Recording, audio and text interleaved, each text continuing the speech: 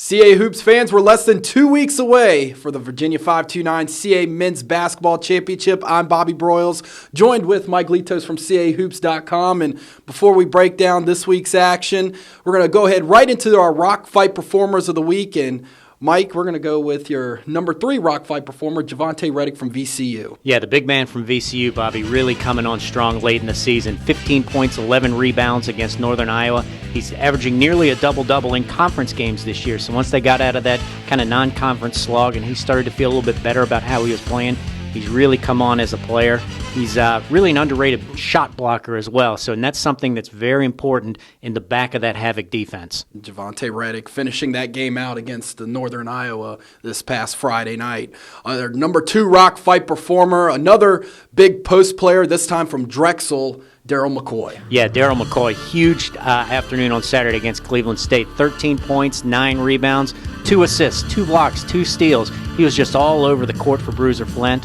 Post-entry passes, he switched a 16-foot jumper, just really made things difficult because he doesn't appear in the scouting report in that manner, and Bruiser Flint calls him the best post defender in the league. And if Bruiser Flint is telling you he's a good post defender, he can defend.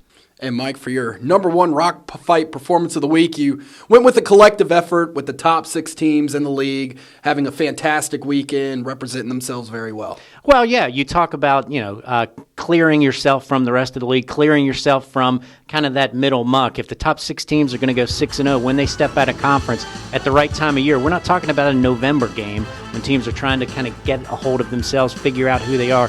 We're talking about closing speed going into the NCAA tournament, not even to mention the CAA tournament. You're talking about teams that are winning a lot, they're winning big, and not just against each other. They're stepping out of conference against great teams from the Valley, great teams from the Horizon, and they're winning those basketball games 6-0. Bravo effort from the league. If you want to submit your Rock Fight Performer of the Week, tweet us at CAA Sports or at CAA Hoops and use the hashtag CAA Hoops or Rock Fights, and you might see your tweet on next week's show.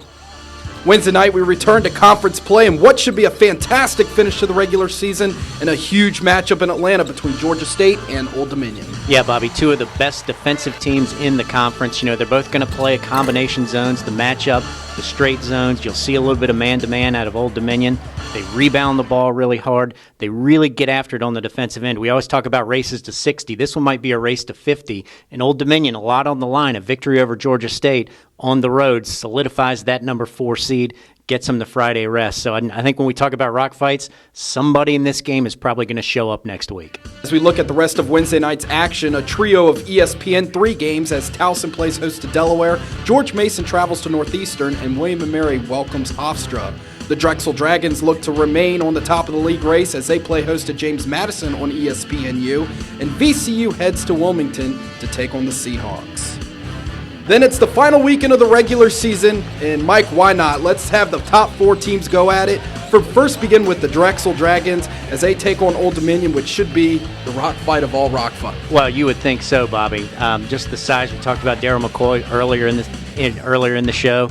Going up against Chris Cooper, that's just going to be a man's game underneath down on the block. But Drexel might be playing for the regular season title, which earns it at least the NIT bid, so a lot on the line there. Old Dominion, depending on the result of the Georgia State game, may need this one to stay in that top 4, so that'll be a fun one to watch.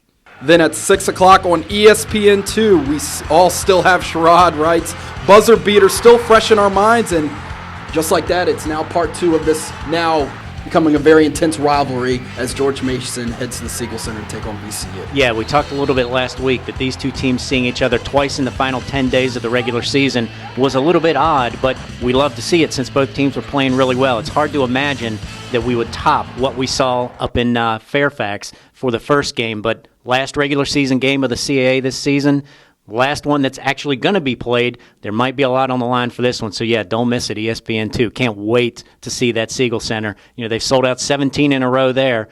The 18th sellout, I'm sure it's going to occur for the Mason game. Could be a wild place. Should be an electrifying atmosphere in the Siegel Center on Saturday.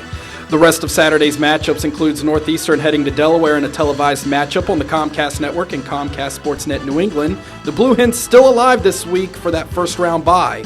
UNCW travels to Hofstra, William & Mary welcomes Georgia State, and Towson heads to Harrisonburg to take on JMU.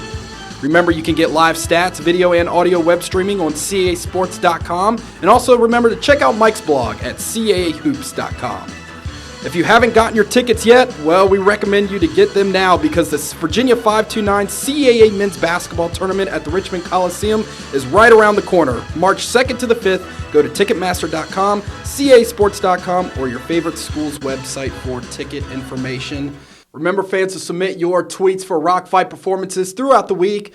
Tweet us at CAA Sports or at CAA Hoops using the hashtag CAA Hoops or Rock Fights. And Bobby, they can even tweet in about the CAA tournament coming up. We're going to have a special edition of the CAA Court Report coming up about the CAA tournament. We're going to have coverage all throughout the weekend, Thursday through Monday coverage, game previews, game reviews, highlights, stats, the entire package for CAA fans. Can't wait for that. Absolutely. Fans, enjoy the games this week, and thank you for tuning in on this edition of CAA Court Report.